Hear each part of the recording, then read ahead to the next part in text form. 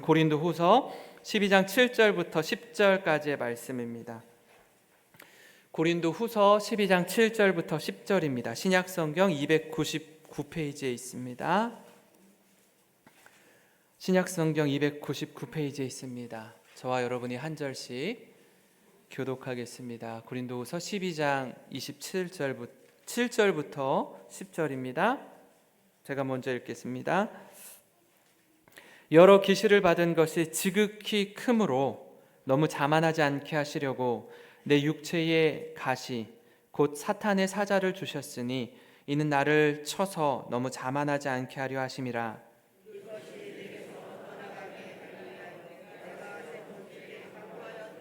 나에게 이르시기를 내 은혜가 내게 족하도다. 이는 내 능력이 약한 데서 온전하여짐이라 하신지라. 그러므로 도리어 크게 기뻐함으로 나의 여러 약한 것들에 대하여 자랑하리니 이는 그리스도의 능력이 내게 머물게 하려 함이라. 약한 것들과 능욕과 궁핍과 박해와 곤고를 기뻐하노니 이는 내가 약한 그때에 강함이라. 아멘. 우리는 무한 경제 시대에 살고 있습니다. 개인 간도 그렇고요. 기업이나 국가 간에서도 서로 이해 관계를 따지면서 살아남기 위해 끊임없이 경쟁하는 시대 속에 사실 어제의 적이 오늘의 친구가 되기도 하고요. 또 오늘 그렇게 협력해서 함께했던 친구가 내일의 적이 되기도 하는 그런 경쟁 사회 속에서 살아가고 있습니다. 우리 역시 그런 시대를 살아가면서 때로는 작은 승리에 한껏 어깨에 힘이 들어가기도 하고요. 또 좀 실패를 겪고 또 어려움을 겪으면서 무력한 상태에 빠지거나 또 마음이 너무 힘들어서 우울감에 빠지기도 합니다. 우리는 지난 시간 이런 어려움과 실패를 겪었기 때문에 우리 자녀 세대에게는 좀 더 좋은 세상, 또 나보다 좀 더 나은 환경과 위치에 살도록 하기 위해서 얼마나 애쓰는지 모릅니다. 자녀의 학업과 또 그들이 좀 좋은 성적, 또 좋은 기업에 취업하는 것, 또 아주 멋진 배우자와 결혼하도록 하기 위해서 그걸 또 부모가 보고 좀 대리 만족을 좀 삼고 싶어서 자신의 열망을 이제 자녀들에게 투영한 나머지 이것저것 많은 것들을 강요합니다. 그리고 그런 모습들에 자녀가 충족하는 모습을 보이지 않으면 이렇게 말하죠. 다 너 잘 되라고 하는 거야. 다 너 잘 되라고 하는 거라고 이렇게 얘기하면서 이제 아이들을 이제 다그칩니다. 근데 그런 이야기를 계속 아이들이 듣다 보면은 부모에게 이런 말을 합니다. 내가 언제 이렇게 살고 싶다고 했냐고요. 내가 이런 삶을 원하지 않았는데 자꾸 나에게 이런 삶을 강요하지 말라라고 아이들이 계속 꾹꾹 누르다가 이렇게 한 번에 팡 터지는 경우가 있습니다. 사실 이런 시대 가운데 이런 사회적 환경 속에서 오늘 우리가 읽은 말씀은요 굉장히 동떨어진 말씀처럼 느껴집니다. 아니 오늘 읽은 말씀처럼 바울이 고백한 것처럼 살면 세상에서는요 여지없이 패배자로 아이들이 말하는 루저로 살아갈 것이 그냥 불보듯 훤한 상황들입니다. 그럼에도 불구하고 바울은 자신의 약점과 약함을 있는 그대로 표현하고 있습니다. 이렇게 살면 절대 안 될 것 같은 그런 세상 속에 바울이 우리에게 전하고자 하는 메시지가 뭔지 함께 살펴보고 그리스도인으로 오늘을 사는 저와 여러분이 되기를 소망합니다. 바울은요 예수 그리스도를 인격적으로 만나고 이방인 선교사로, 그러니까 자신의 동족들에게 복음을 전하는 선교사가 아니라 이방인 선교사로 사역하는 중에 자신의 사도권, 내가 사도다, 사도. 이 사도권에 대해서 많은 사람들이 의심했습니다.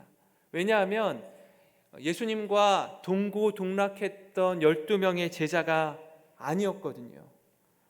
아닌 정도가 아니라 바리새인 중에 바리새인이었고 율법학자였던 그가, 문제는 예수 믿는 그리스도인을 박해하던 자였기 때문에 더욱 그의 회심, 새롭게 된 모습을 의심했습니다. 그런 바울이 예수님의 사도로 다메섹 도상에서 부활하신 예수님 만나고, 또 오늘 말씀 앞에 있는 것처럼 오늘 읽지는 않았지만 고린도후서 12장 1절부터 6절까지 말씀 보면 셋째 하늘에 올라간 이야기를 남 이야기 하듯이 3인칭 시점으로 이렇게 다른 사람 이야기 하듯이 표현하며 말하는 걸 우리가 볼 수 있습니다. 3층천, 일명 낙원에 올라가서 하나님을 만나고 환상과 계시를 받은 이야기를 아주 조심스럽게 말하고 있습니다. 여기서 우리가 주목할 점 뭐냐면, 내가 너희들이 경험하지 못한 아주 특별한 환상과 계시를 체험했다, 경험했다. 그러니 나는 너희들과 다르다. 여기에 그의 초점이 있는 게 아니라 내가 만난 하나님, 내가 경험한 하나님을 자랑하는 거였습니다. 그런 감격과 감사가 있지만 혹여라도 이 이야기를 전하는 내가 이 말하다가 오해를 살 수 있을까, 사람들이 지나치게 생각할까 봐 더 깊이, 더 구체적으로 얘기하지는 않습니다. 그리고 환상과 계시 가운데 오히려 하나님 앞에 이렇게 기도하는 모습이 있는데, 그게 뭐냐면, 하나님, 내게 있는 이 육체의 가시, 이 연약함, 요걸 좀 해결해 주십시오 라고 자신의 약함과 부족함에 대해서 말하는 걸 우리가 알 수 있습니다. 여러분, 자신의 약함을 말하는 걸 좋아하십니까?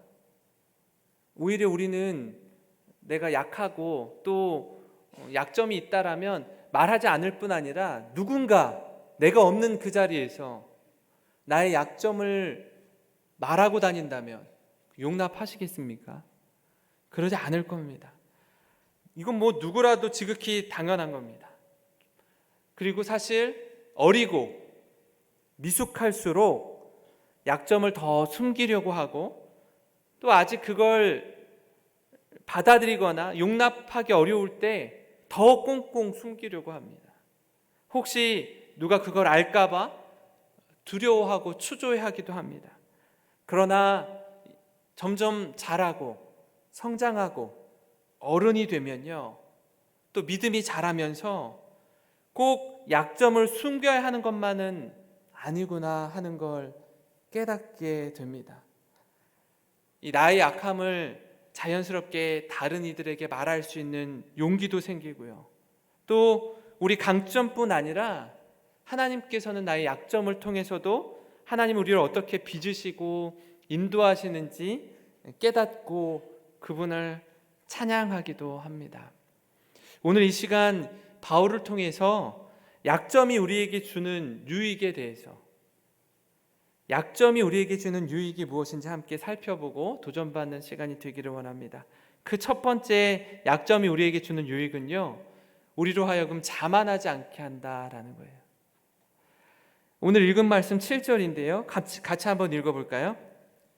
여러 계시를 받은 것이 지극히 크므로 너무 자만하지 않게 하시려고 내 육체의 가시 곧 사탄의 사자를 주셨으니 이는 나를 쳐서 너무 자만하지 않게 하려 하심이라. 아멘. 이 자만하지 않게 하려 하심이라를 2번이나 기록하고 있습니다. 우리에게 이 강점만 있지 않고 약점도 함께 있다는 건 참 감사한 일입니다. 왜냐하면 약점은요, 우리를 자만하지 않도록, 교만하지 않도록 하기 때문에 그렇습니다. 여러분, 무엇이든 다 잘하고 부족한 것이 하나도 없는 사람이 있다면, 그렇지 않은 사람, 좀 부족하고 좀 약한 사람을 대할 때 사람은 얼마나 기고만장해지는지 모릅니다. 이런 사람들 있잖아요. 세상에서 공부가 제일 쉬웠어요. 그냥 얘기만 들어도 너무 싫죠. 그렇게 말하는 사람들이 아무리 공부해도 공부가 눈에 들어오지 않고 공부가 너무 힘든 공부 못하는 사람들의 비애를 그들이 공감할 수 있겠습니까? 또 다른 측면으로 늘 건강에 자신이 있고 육체적으로 아주 튼튼한 사람은요, 병상에서 힘들게 투병하는 사람에 대해 어떻게 생각합니까? 아무래도 이해와 공감의 폭이 줄어들 수밖에 없습니다. 그러나 감사한 건 아무리 뛰어나고 자랑할 것이 많고 유능한 사람이라고 할지라도 약점이 있다라는 겁니다. 이 목사로서 참 여러 상황과 환경 가운데 있는 분들을 많이 만납니다. 사회적 지위에 낮고 높고 낮음부터 시작해서 건강한 분이시든지 아니면 병중에 계신 분이시든지 아주 부유하게 사시는 분이시든지 어려운 시간을 통과하는 분 등 많은 분들을 만나게 되는데요. 그들을 만나고 함께 삶을 나누면서 듣는 건 한 가지 깨닫는 건 뭐냐면 어느 누구도 완벽한 사람은 없다라는 사실입니다. 혹 이럴 수 있어요. 우리가 겉모습만 볼 때, 저 사람은 정말 부족한 것 없이 잘 살고 있다라고 생각하는 그 사람, 한번 그 사람을 떠올려 보십시오. 그 사람조차도 다른 사람에게는 말하지 못하지만 분명히 갖고 있는 연약함과 약점이 있다라는 겁니다. 그래서 다른 사람에게 내 약점을 다 알려주고 공개하지는 못하지만 그 약점 때문에라도 하나님 앞에 겸손히 엎드리고 또 나와 함께하는 이웃을 섬기고 나의 가진 것을 베풀고자 힘쓰는 분들이 있습니다. 바울이 고백하는 것처럼 특별한 환상과 계시를 받았지만 하나님께서 그를 자만하지 않게 하시려고 그에게 육체의 가시, 사탄의 사자를 주셨다고 말하고 있는데요. 이 육체의 가시에 대해서 제가 이렇게 하나하나 살펴보니까 해석이 분분합니다.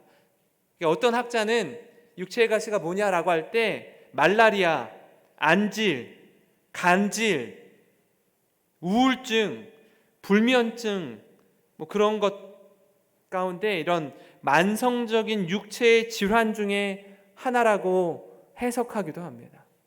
이런 걸로 오랜 질병으로 고통 가운데 있었을 것이다. 또 다른 해석은요, 자신의 동족인 유대인들에 대한 유대인들의 불신앙, 마치 이전에 자신이 하나님 말씀을 누구보다 잘 알고 있다라고 생각하고 바리새인 중에 바리새인으로 살면서 그리스도인들을 핍박했을 때 그 모습 있지 않습니까? 그런 유대인들의 불신앙으로 인해 겪는 슬픔과 고통. 왜 저들은 예수님이 그리스도인 줄 모르는가? 거기에 대한 안타까움. 그래서 이방인의 선교사로 부르심을 받았지만 유대인들이 예수님을 그리스도로 인정하지 않는 것에 대해서 얼마나 그가 가슴 아파했는지 우리가 기억하지 않습니까? 그게 육체의 가시였을 것이다 라고 해석하는 사람들도 있고요. 또 하나는요, 바울을 대적했던 무리들, 그가 복음을 전할 때 복음 전도를 방해한 유대주의자들을 가리키기도 합니다. 사사기를 살펴보면 이런 표현이 나오는데요, 이스라엘 백성들이 가나안 땅에 들어갔을 때 하나님이 그 백성들을 다 진멸하라고 하거든요. 근데 이제 그렇지 못하고 몇몇 살아남은 족속들이 있고 또 그들과 함께 살아야 되는 상황에 처하게 되는데요, 사사기 2장 3절에 이렇게 말합니다. 그러므로 내가 또 말하기를 내가 그들을 너희 앞에서 쫓아내지 아니하리니 그들이 너희 옆구리에 가시가 될 것이며 그들의 신들이 너희에게 올무가 되리라 하였노라. 제가 말씀드린 세 가지 해석 가운데 어떤 해석이 되었든 이 육체의 가시로 인해서 자만하지 않는 자신의 영적인 브레이크가 그에게 있었다라는 겁니다. 그러니까 바울은 사명을 감당하면서 그것을 생각하면 깨어 기도해야 되고 어느 정도의 영적인 긴장감을 갖고 살게 되는 그런 도구가 육체의 가시였다라는 거예요. 그래서 많은 사람들이 자신을 지지해주고 칭찬해주고 이렇게 높여줘도 그 가시로 말미암아 자만하지 않을 수 있었다라는 겁니다. 우리에게도 이런 영적인 브레이크가 있을 겁니다. 혹 누구에게 말하지 않더라도 그것만 생각하면 하나님이 사인을 주시는, 너 까불지 마, 너 까불면 안 돼 라고 주는 우리의 약점이 있을 겁니다. 그 약점으로 인해서 우리가 오히려 흐트러지지 않고 넘어지지 않고 자만하지 않고 살아가는 도구인 줄 믿으시기 바랍니다. 그런가 하면 약점이 우리에게 주는 유익 두 번째는요, 반대로 그렇게 숨기고 싶었던 그 약점이었는데 이제는 우리의 약함을 자랑하게 된다라는 겁니다. 9절에 보니까 나에게 이르시기를 내 은혜가 네게 족하도다 이는 내 능력이 약한 데서 온전하여짐이라 하신지라. 그러므로 도리어 크게 기뻐함으로 나의 여러 약한 것들에 대하여 자랑하리니 이는 그리스도의 능력이 내게 머물게 하려 함이라. 바울은 3번에 걸쳐서요, 하나님 이 육체의 가시 좀 제거해 주십시오 라고 그런 연약함에 대해서 기도하고 부르짖었습니다. 그런데 하나님은 그것이 우리의 육신의 약함이 되었든 또는 바울을 괴롭히는 주변의 환경이 되었든 그걸 단번에 치유시켜 주시거나 그 환경을 제거해 주시면 좋을 것 같은데, 그럼 훨씬 더 하나님, 주님 나를 이방인의 선교사로 세워주셨는데 이 사역을, 이 사명을 더 잘 감당하겠습니다. 더 탁월하게 감당하겠습니다. 근데 왜 이것 제거해 주지 않습니까? 그때 하나님 이렇게 말씀하시는 거예요. 내 은혜가 너에게 족하다라고 말씀하는 겁니다. 그리고 그의 기도를 NO라고 응답하시는 겁니다. 우리가 정말 간절히 기도하는데 하나님이 응답하지 않고 얘야 그만하면 됐어, 그만해, 나는 그토록 고민하는 그 약점, 그것 없으면 더 사명 잘 감당하겠다 싶은 그 약점, 그것 갖고 기도하는데 하나님이 그만해라고 그렇게 말씀하면 여러분 어떻겠습니까? 많이 서운하고 섭섭할 겁니다. 그런 마음으로는 사실 약점을 자랑하지 않습니다. 약점은 다 숨기고 내 잘하는 것, 나의 장점은 부각시키고 드러내려고 하는 게 우리의 일반적인 모습인데요, 바울은 이런 하나님의 반응에 그 기도를 멈추고 크게 기뻐하며 약한 것들을 자랑한다라고 말씀합니다. 이게 어떻게 가능합니까? 이 약함 때문에 예수님을 더욱 신뢰하기 때문입니다. 예수 그리스도의 능력을 온전히 신뢰하는 자리로 나아가는 도구가 바로 이 약함이라는 겁니다. 그래서 이 모든 사역이 내가 가진 그 어떤 걸로 근거하지 않다라는 걸 말씀하고 있습니다. 그래서 많은 사람들이 자신을 주목해주고 높여줄 때에 그 이야기들을 귀담아 듣지 않는 거예요. 사람들이 나를 칭찬해주고 잘한다 하고 할 때 그 이야기를 자신의 자랑의 근거로 삼지 않을 수 있는 겁니다. 왜요? 난 그런 사람이 아니기 때문에 그렇습니다. 이 약함을 자랑하는 근거가 예수님께 있다라는 것을 기억하는 저와 여러분이 되기를 바랍니다. 그런가 하면 마지막으로 약점이 우리에게 주는 유익 세 번째는요, 반대로 이제는 우리의 강함이 되어주시는 주님을 자랑한다라는 거예요. 10절 말씀입니다. 우리 같이 한번 읽어보겠습니다. 그러므로 내가 그리스도를 위하여 약한 것들과 능욕과 궁핍과 박해와 곤고를 기뻐하노니 이는 내가 약한 그때에 강함이라. 이 두 번째 대지와 연결이 되는데요, 그건 바로 그리스도를 위하여, 예수님을 위하여 나의 약점과 능욕과 궁핍과 박해와 곤고를 감당할 수 있다라는 겁니다. 감당하는 정도가 아니라 그걸 기쁨으로 받는다라고 말하고 있습니다. 그게 진정한 우리의 강함이 되고 자신의 모든 사역을 기쁨으로 감당할 수 있는 근거는 바로 우리의 강함이 되시는 주님을 의지하고 자랑할 수 있다라는 것으로 표현되고 있습니다. 바라기는 우리 자신이나 가족이나 교회나 속한 공동체에 머물러 있는 시선이 이제는 한 걸음 더 나아가서 나 그리고 우리라는 울타리를 뛰어넘어서 세상을 향해 세상 속에서 그리스도인으로 살아가는 저와 여러분이 되기를 소망합니다. 그래서 그 가운데 그 과정 속에서 겪는 우리의 약함이나 능욕과 가난함이나 박해와 곤고를 감당하면서 내가 얼마나 약한지 그렇게 좀 철저하게 바닥을 경험할 때 우리와 함께 하시는 그 주님의 능력과 인도하심이 드러나기를 바라는 그 소망이 우리 안에 있기를 간절히 소망합니다. 제가 우리 영생교회에 와서 사역하면서 참 감사한 게 뭐냐면 그렇게 생각해요. 저는 사실 이 영생교회 시집온 세대 1년차 아닙니까? 그래서 이렇게 음식도 잘 못하고 또 미숙한 게 많고 우리 여러분들과 함께 하면서 참 저 젊은 목사가 와가지고 이것저것 한다고 하는데 참 애쓴다 하고 그냥 이렇게 기다려 주시는 분들이 많이 계시더라고요. 31년을 사역하신 우리 이대수 목사님과 마치 그런 거잖아요. 이렇게 왜 우리 엄마는 음식을 잘하는데 당신은 이렇게 짜게 해 음식을.